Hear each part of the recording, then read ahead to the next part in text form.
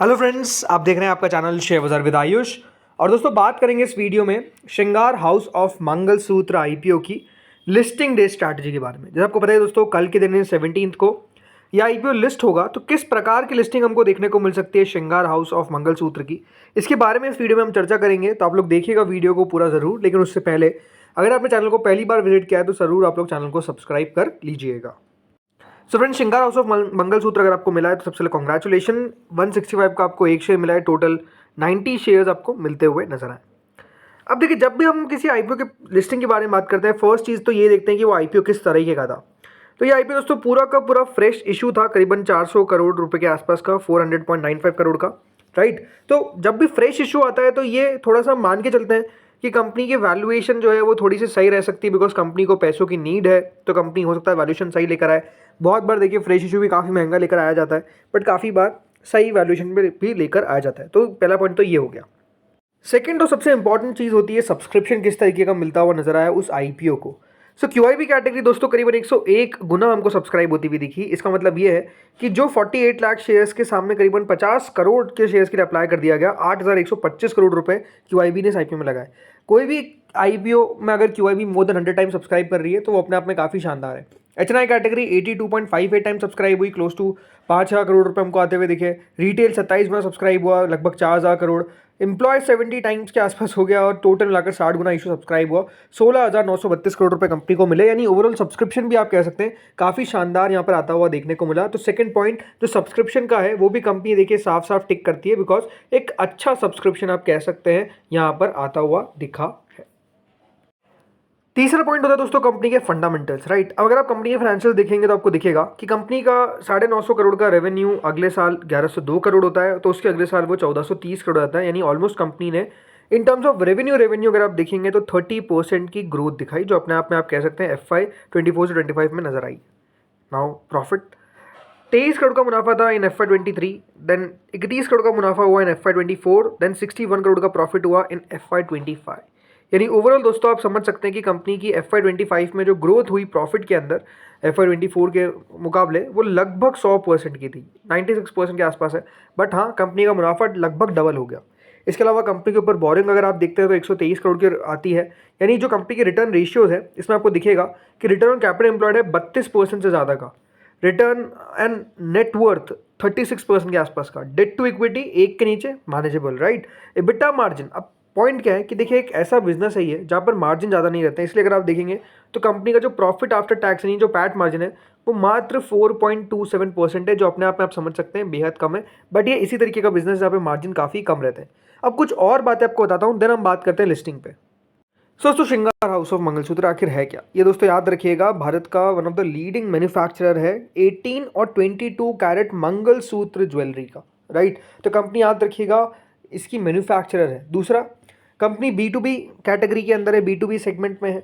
और इनके क्लाइंट अगर आप देखते हैं तो कंपनी ने बताया कि इनके पास ऑलमोस्ट 34 कॉर्पोरेट क्लाइंट्स हैं, 1089 होलसेलर्स हैं और 81 रिटेलर्स हैं। और इसमें जो क्लाइंट लिस्ट है Titan, PN Gadgil, then DP Abhushan, इसके अलावा कंपनी ने और नाम बताया जैसे डुमास हो गया, राइट, देन वमान हरी पैते। इसके अलावा एक और कंपनी है जॉय लुकास, राइट।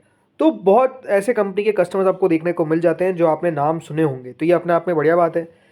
कंपनी दोस्तों अभी टोटल मिलाकर भारत में 28 स्टेट्स और यूनियन टेरिटरीज, मतलब जिसमें 24 स्टेट और 4 यूनियन टेरिटरीज आ जाती है। इसके अलावा 5 अलग अलग देशों में भी कंपनी आपको मिल जाएगी। कंपनी दोस्तों याद रखिएगा मैन्युफैक्चर करती है, जो इनकी मैन्युफैक्चरिंग फैसिलिटी है वहाँ पे कंपनी की जो ओवरऑल मैन्युफैक्चरिंग फैसिलिटी है वहाँ पे कंपनी प्रोसेस करती है क्या, 2500 kg gold per annum, right. तो ये आप समझिए कि 2500 kg gold per annum process वहाँ पर होता है। तो ये अपने आप में दोस्तों कंपनी के कुछ आपको पॉजिटिव बातें देखने को मिल जाएगी, राइट। अब आते हैं कि कहाँ पर दोस्तों लिस्टिंग होने का अनुमान है। 165 रुपये का इसका प्राइस बैंड है, 90 शेयर्स का लॉट साइज है। कंपनी का रेवेन्यू 1430 करोड़ का, प्रॉफिट है 61 करोड़ के आसपास का। कंपनी का प्राइस टू अर्निंग है करीबन 26 के आसपास का अगर देखा जाए, राइट। रिटर्न नेटवर्थ अच्छा है, रिटर्न कैपिटल एम्प्लॉयड शानदार है। मेरे हिसाब से देखिए जो कंपनी है ये लिस्ट होती हुई दिखेगी कहीं 185 से 195 के बीच में। अब रीज़न क्या है, राइट, रीज़न समझते हैं। सी सबसे बड़ी बात तो आपको समझ में आना चाहिए कि जो कंपनी है, राइट, उसका मेजर बिजनेस क्या है, राइट? मंगलसूत्र का, राइट? कंपनी अपने B2B क्लाइंट्स को देती है, ये सब कंपनी का मेजर काम है। FY 24 से 25 में एक जो नेगेटिव चीज़ हमको देखने को मिली है वो है दोस्तों कंपनी के मार्जिन्स। कंपनी के मार्जिन घट रहे हैं। अब ये अपने आप में दोस्तों एक बात आप समझिए कि ऑलरेडी एक लो मार्जिन वाला बिजनेस है, और वहाँ पर भी अगर अपने मार्जिन्स को आप थोड़ा सा सस्टेन नहीं कर सकते तो अपने आप में इशू आएगा। बिकॉज एक बात समझिए कि ये क्या है, यहाँ पर वॉल्यूम जितनी होगी उतना दोस्तों कंपनी मुनाफा कमा पाएगी। एग्जैक्टली यही इस तरीके का बिजनेस है। सो कंपनी को ये देखना रहेगा कि अपने प्रॉफिटेबिलिटी पे किस तरीके से उनको नज़र रखना है, राइट? कंपनी को काफ़ी फ़ायदा भी होता हुआ नज़र आया क्योंकि गोल्ड प्राइसेस बढ़े। बट अगर मान के चलिए आने वाले समय में गोल्ड प्राइस स्टेबल हो जाते हैं तो फिर उस तरीके से कंपनी की क्या मार्जिन भी स्टेबल हो पाएंगे? ये आई थिंक एक सबसे इंपॉर्टेंट चीज़ है जिसके ऊपर हमको नज़र रखनी पड़ेगी।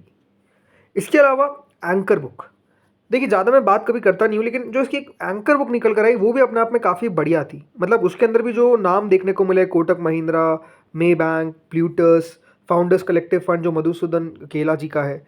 इसके अलावा देखिए सोसाइटी जनरल ने पैसा डाला था, एडोस, इसके अलावा नॉर्थ स्टार अपॉर्चुनिटीज़ का पैसा आया था। बाकी थोड़े बहुत SME वाले भी नाम थे जिसमें राजस्थान, ये सब थे। बट ओवरऑल अच्छी एंकर बुक आती हुई नज़र आई थी जो अनुमान से बहुत अच्छी थी, मैं आपको ये साफ कह सकता हूँ। अब लिस्टिंग पे आते हैं। 185 से 195 की हमने बात करी कि लिस्टिंग की एक्सपेक्टेशंस है। मेरे हिसाब से देखिए कंपनी चाहती तो थोड़ा सा नीचे और वैल्यू को रख सकती थी, बट वो नहीं रखा गया। अब ठीक है, उसको छोड़ देते हैं, ज़्यादा बात करने वाली बात नहीं, क्योंकि अब तो जो प्राइस बैंड है। बट हाँ, ये कह सकते हैं कि दोस्तों अभी अपसाइड भी बहुत ज़्यादा नहीं है। मतलब इस IPO को अगर आप होल्ड करने का सोच रहे हैं, मान लीजिए कल ये 25 से 30% के बीच में लिस्ट हो जाता है, उसके बाद कितना बढ़ पाएगा ये कहना अपने आप में बेहद मुश्किल है। बिकॉज बहुत ज़्यादा ग्रोथ हो पाएगी ये थोड़ा सा मुश्किल है कहना। तो ये अपने आप में एक थोड़ा सा नेगेटिव पॉइंट नज़र आ जाता है कि यार कितना अब आगे बढ़कर शेयर प्राइस बढ़ सकता है, ये एक सवाल उठता है। इसलिए मेरे हिसाब से देखिए लिस्टिंग गेन अगर हो जाता है तो इट्स वेल एंड गुड, मतलब होना ही चाहिए। और 25 से 30% आता है तो वो अबव एक्सपेक्टेशन है, राइट? अगर 200 से ऊपर खुलता है तो अपने आप में आप मान के चलिए आपकी चांदी हो गई, बिकॉज ये अनुमान से बेहद शानदार लिस्टिंग है। 200 तक लिस्ट होना मुझे लगता है कि थोड़ा सा टफ है। क्यों? बिकॉज वो अपने आप में एक लेवल भी है साइकोलॉजिकल, और उसके पार क्या निकल पाएगा वो देखने वाली बात बहुत दिलचस्प रहेगी। बट ओवरऑल जैसे मैं कह रहा हूँ कंपनी बढ़िया है, कंपनी में ऐसा कोई खास दिक्कत नहीं है। लेकिन अगर आपका लॉन्ग टर्म का व्यू है तो एटलीस्ट आपको 2 से 3 साल का व्यू लेकर चलना पड़ेगा। अदरवाइज शॉर्ट टर्म का व्यू है तो शॉर्ट टर्म में बहुत बड़ा इसके बाद रनअप देखने को मिले, इसका अनुमान कम है। हो तो देखिए कुछ भी सकता है, बहुत सारे शेयर्स भागे हैं, बट बाद में वो आगे पीछे वो वैल्यू पे आ जाते हैं जो सही वैल्यू होती है। तो शॉर्ट टर्म फ्रेंजी तो कुछ भी हो सकता है। शॉर्ट टर्म कहना ही अपने आप में देखिए गलत होगा कि मैं आपको कह रहा हूँ कि शॉर्ट टर्म में भाग नहीं सकता। बिल्कुल भाग सकता है, और बिल्कुल ना भी भागे, कोई बड़ी बात नहीं है। तो आई थिंक वो देखने वाली बात रहेगी होगा क्या। बट हाँ, लिस्टिंग क्लियरली मेरी स्ट्रैटेजी यही है कि प्रॉफिट बुक करने का विचार बनाकर रखना चाहिए।